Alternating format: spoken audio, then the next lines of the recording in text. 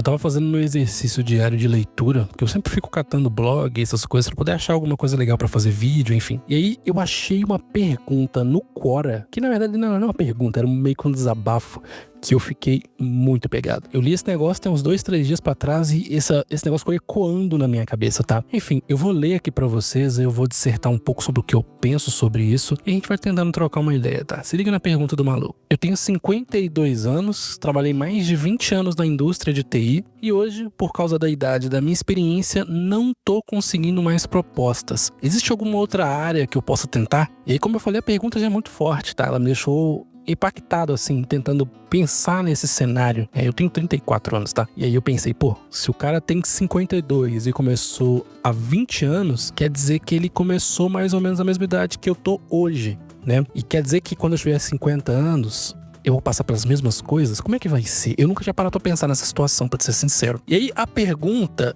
merecia muitas respostas, pra ser sincero, muitos esclarecimentos, tá? E eu achei que teria quando eu cliquei nas replies. Mas a resposta com mais upvote foi um pouquinho decepcionante pra mim, pra ser sincero. A resposta foi 52 anos e só 20 de experiência? Quer dizer que começou com 32? Ou esse mais de 20 quer dizer 25, 27 anos? Por que esse comentário me pegou tanto?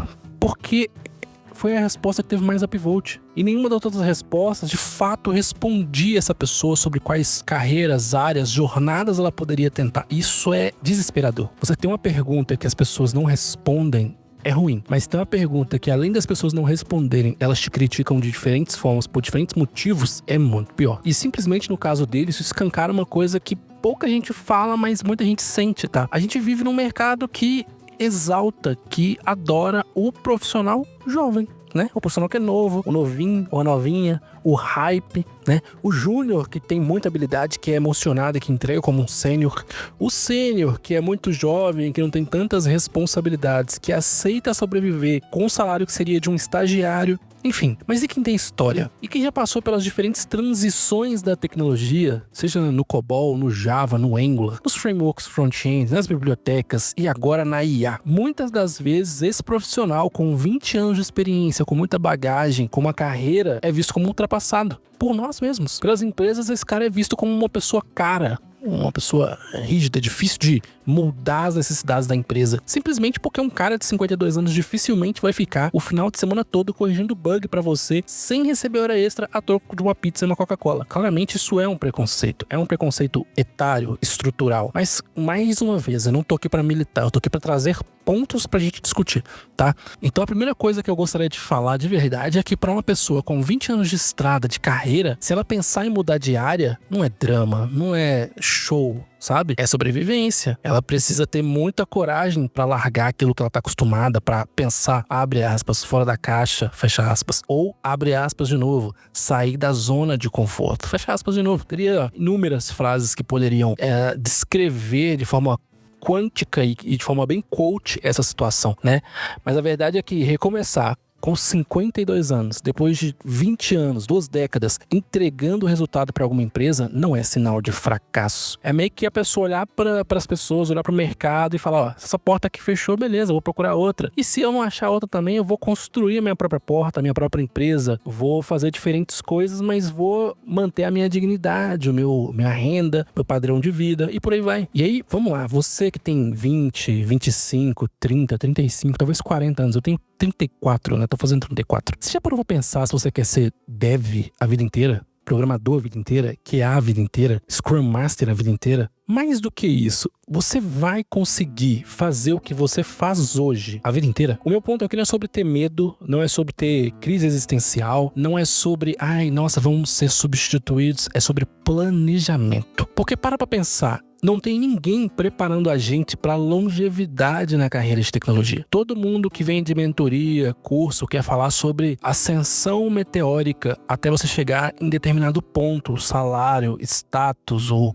cargo. Mas e depois? Hoje você aprende a programar, você aprende um framework novo que vai sair agora e daqui 6 meses vai ter outro. Você entrega uma sprint, resolve um bug, ajuda a escalar o sistema, resolve mais bug, termina a sprint, começa outro sprint e por aí vai. A gente tá vivendo um ciclo. Mas ninguém fala o que é que a gente vai fazer, o que é que vai acontecer quando a gente bater 40, 45, 50, 60 anos, tá? E aí, vamos ser sinceros, se alguém me perguntar hoje, quem que é um cara de 55, uma mulher de 55 anos, de 60 anos, que você conhece pessoalmente, que você admira? Eu não tenho ninguém pra falar. Ninguém. Mas se você parar pra pensar, o Linus Torvalds tem 55 anos. E a gente só sabe da existência do Linus Torvalds pelas coisas que ele fez. Mas a gente tem que ter consciência que nem todo mundo tem a oportunidade de fazer tudo o que o Linus fez, ou uma fração disso. E mais importante que isso, talvez seja importante pra gente entender que programar, sentar na cadeira, escrever letrinha colorida, talvez seja só uma fase, uma etapa, uma parte do processo que é construir uma carreira, tá? E se a gente analisar assim um pouquinho no médio prazo, a gente vai ver que o que mais tem é dev que vira, por exemplo, o tech lead, né, para fazer a gestão do time, estrategista de produto, seja como CTO, seja como outros cargos de C-level focados em tecnologia,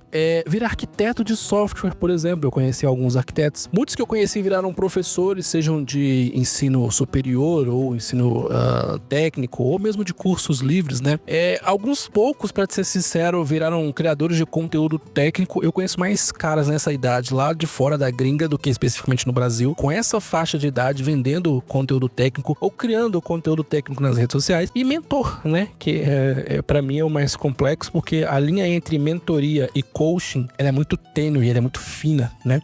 Ela tá uma calça curta de distância. Brincadeira, tô brincando. Mas a verdade é que, assim, eu penso que a gente não precisa abandonar tecnologia pra gente continuar tendo uma vida depois dos 35, 40, 45, 50 anos. Pelo menos é o que eu acho, tá? Eu acho que a gente é capaz de evoluir dentro da carreira pensando nessas pessoas que eu comentei, né? Esses devs que conseguiram outros cargos, outras roles, outras tarefas, outras responsabilidades, né? Mas é importante entender que essa transição ela é mais suave para quem começa a construir essas pontes mais cedo. Para quem tá hoje escrevendo código, virando noite, resolvendo problema, mas pensando em como é que vai ser lá na frente, lá no final da corrida, o que é que ele vai querer para si, se ele quer manter o padrão de vida que ele tem hoje, se a vida dele for boa, se ele quer ter uma vida melhor, ou se ela quer ter uma vida melhor do que ela tem hoje, por exemplo, tá? E aí, voltando pro cara de 52 anos, sinceramente, a minha opinião é que ele não tá perdido. Ele tá num ponto de virada, né? É mais complexo? A gente entende que é mais complexo, né? Pela questão do preconceito etário que eu comentei. Mas a empresa que ignora um cara desse não tá simplesmente ignorando só pela idade. A gente também tem que analisar que talvez ele não tenha, por exemplo, o conhecimento técnico que a empresa precisa hoje, ou as skills, habilidades necessárias, ou talvez até o idioma necessário para ele